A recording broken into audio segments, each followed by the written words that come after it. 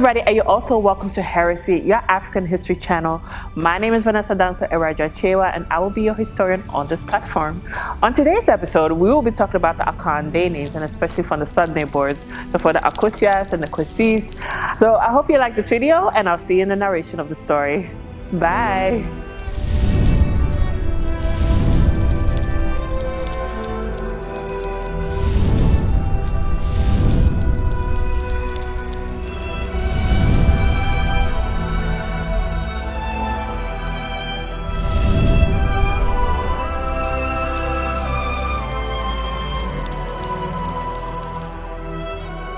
Going to be talking about something really interesting.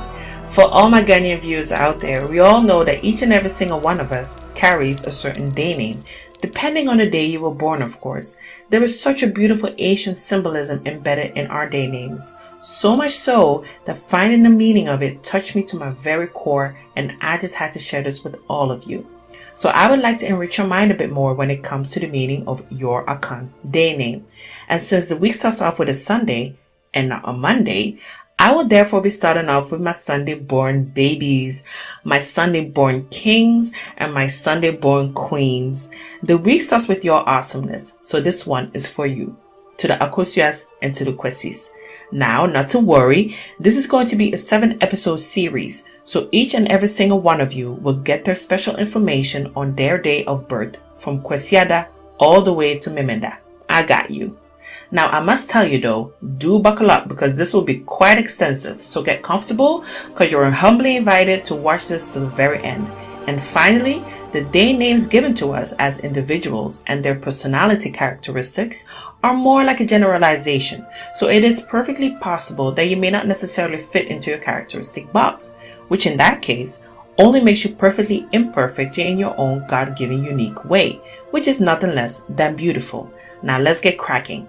Now, in order for you to understand this, I should tell you that we are going to go way back in time for this one.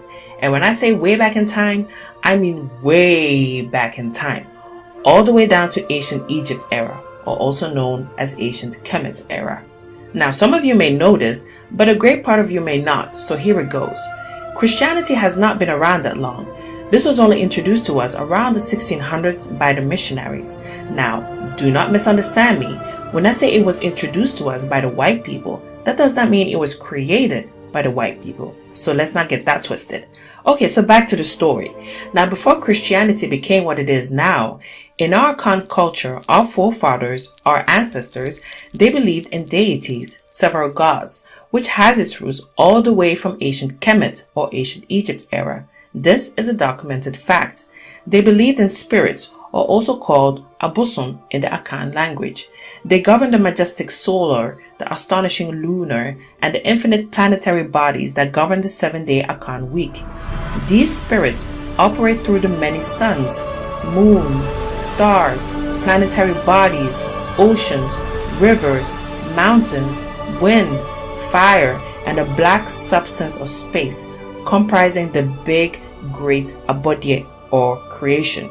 They are the divine organs regulating order within the great divine body of Nyame wa Nyame, just as your organs, your lungs, your heart, your kidneys regulate order within the great body of you. It is from these Ekadi bosom that Akan people derive our Ekadi or soul names, which are also called Dadi or day names. Now, these spirits are the deities. They are the goddesses and gods. They are the divine spirit forces in creation. And all of them together are referred to as Nyamewa, Nyame, and Ma, the children of Nyamewa and Nyame. Now, Nyamewa and Nyame were called Amenet and Amen in ancient Kanet and Kamet, which is today's ancient Nubia and Egypt, and they function together as one divine unit, the supreme being. Now, why is it so important that I keep referring to the past, you may ask? Because we are more connected than you may realize. Well, it is believed that Akans originated in ancient Kanet, or also called ancient Nubia, at the beginning of human existence upon Earth. This is a region of contemporary Sudan and South Sudan in the eastern region of Africa. We eventually migrated around the world. Some Akans migrated north of Nubia and settled in ancient Kemet, or ancient Egypt, while others remained in Nubia. over several millennia, Akans migrated to the West Africa, establishing several Asian civilizations such as the Ancient Ghana Empire, the Kanem or Pre-Bonu Empire, the original authentic Black Berber Empire, and the Kong Empire, before ultimately migrating to and settling in the areas of contemporary Ghana and Ivory Coast. Okay, so that was a little bit of geography there, but let's get back to the story. Now, every Ekradim bosom has a specific function, and since this is a Sunday-born edition, I will start off with Awusi, the god of Kwesiada and Owia. Now, Awusi is the god responsible for Owia and is also responsible for Awusida or Kwesiada, which means Sunday, which is where Kwasi comes from.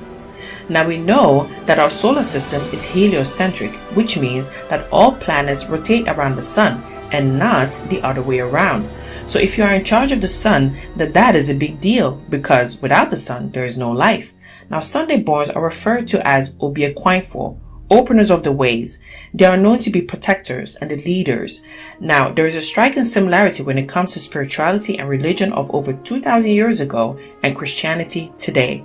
For that, we will dive a little bit into Akan linguistics. Now, most of us know that God himself has a day name, and this is Kwame. Now, Kwame is actually derived from Koyame, with the following syllables Koyame. Now, Ko refers to life. The second syllable, Ya, stands for a being with wisdom, like Nyansa, which means wisdom. And lastly, Me, which comes from May, like after you're done eating, you could say, "My May, I'm full." It stands for satisfaction. Over time, the two syllables, Ko and Ya, merge into one word, Kwa, and this stands for Father of Life, wisdom, life being, the Creator. So Kwa is another basic name of God. This is the reason why all the male day names originally started with the prefix Kwa, but somehow with time, some got modified for convenience. Kwa is a prefix that will continuously return, so it is highly relevant that you remember it, as it stands for the Creator, our Heavenly Father. Now let's take a quick look at Genesis chapter 1 verse 1 to 5. In the beginning, God created the heavens and the earth. Now the earth was formless and empty. Darkness was over the surface of the deep, and the Spirit of God was hovering over the waters. And God said, "Let there be light," and there was light. God saw that the light was good, and he separated the light from the darkness. God called the light day, and the darkness he called night. And there was evening, and there was morning, the first day. It is believed and accepted that the universe was created within 7 days, in 6 days to be exact, and the rest day or Sabbath was the 7th day.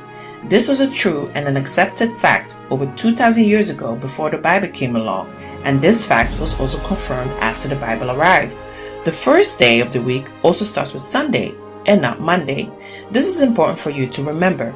Kwesiada means the day on which the Creator descended to create the universe. Let me explain how exactly we got to that. Kwa, as we already established, means the Creator, and Si means to descend. For example, in the Akan language, you might say, Mesiwaha. This means I will get off here, or I will descend here. So Si means to descend. And lastly, Da means day. This is similar to the ancient Kemet Egypt symbolism. Kwesiada is equal to Awusida. Awu stands for God, Si means to descend, and Da means day. So on this day, God had to descend first in order to create the heavens, the earth, and light. So according to the Bible, on day 1, if God had not descended to start creation and to produce light, we wouldn't be having the rest of the 6 following days. Awusida, the day Awu descended. If the God Awusi is not present, the one in charge of the sun, the light, which the whole universe revolves around, then we wouldn't be here in the first place. So you see, our ancestors were not far from the truth at all. The importance of light being the first in creation was true 2,000 years ago and remained true after the Bible confirmed it so many years later. Now, isn't that fascinating? Now, a little bit of characteristics. Sunday-born women, the Akosias, are simply outstanding. They see people and categorize people in 2 parts, black or white. If they like you, then good. And if they don't, well, then they don't. They don't beat around the bush either. They are very straightforward and principled women. They are fearless when it comes to say what's on their mind, which is quite a beautiful virtue.